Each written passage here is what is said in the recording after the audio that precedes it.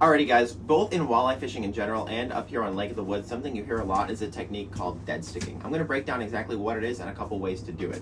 So the most standard way that you dead stick for walleye is just like this here. All you're going to have is a simple hook, either a treble hook or a J hook, and a little live minnow there. And what we do is we run 2 split shots above this. You can vary this amount of weight depending on the current. And one other thing you can vary is how close your split shots actually are to the hook. In the case that those fish are a little slower, we like to bring these down really close, almost directly to that fish. When it's this close, your minnow can't move much, so those really lethargic fish can just pick it up pretty easy. And now when you are dead sticking this presentation, all you're gonna do is let it sit there, and when a fish eats, set the hook. Alrighty guys, so this fish came in really tight to the bottom.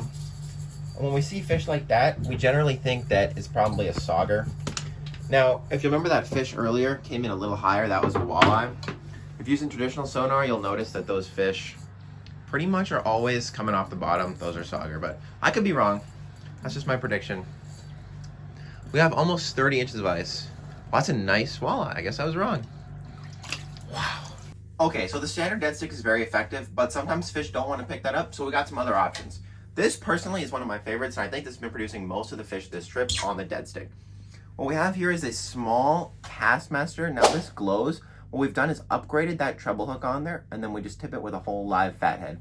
That fathead kicks underwater just like this and gives that spoon a little bit of flash down there. So what this does is it keeps your presentation in a pretty small spot while also giving a little extra flash to that fish, so the fish really key in on that, go in and smoke it. Here's a clip of me catching the fish on it. Got him. Woo-hoo-hoo.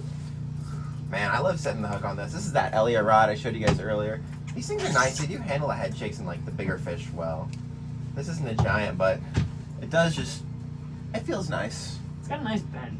Yeah. One thing is you don't want to like be boat flipping anything, so whenever we get into the hole with these, we try to grab the line or the fish instead of putting too much strain on the rod here.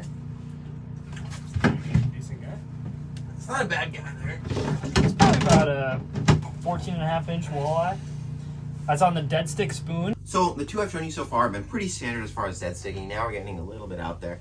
This right here is a small rip and wrap. Now we literally completely dead stick this bait. We sit it in the water column, nobody touches the rod, and it just gets smoked. We like to use this rip and wrap for it. We caught a lot of fish doing that this trip, and I mean, do not jig it at all. But you can give it a little bit of action if those fish are getting close to it.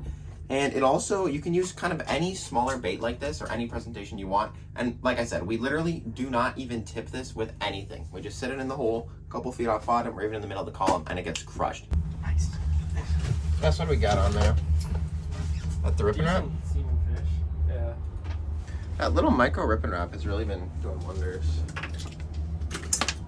Getting a lot of rods right here. He's not bad. Yeah, he's pretty good. Hold that. I got it. I hope so. He's coming up sideways. Yeah, he's hooked on the ice. Let him take. This is what always happens, guys. They get caught at the hole. Yeah. That's next one. Oh, that's beautiful.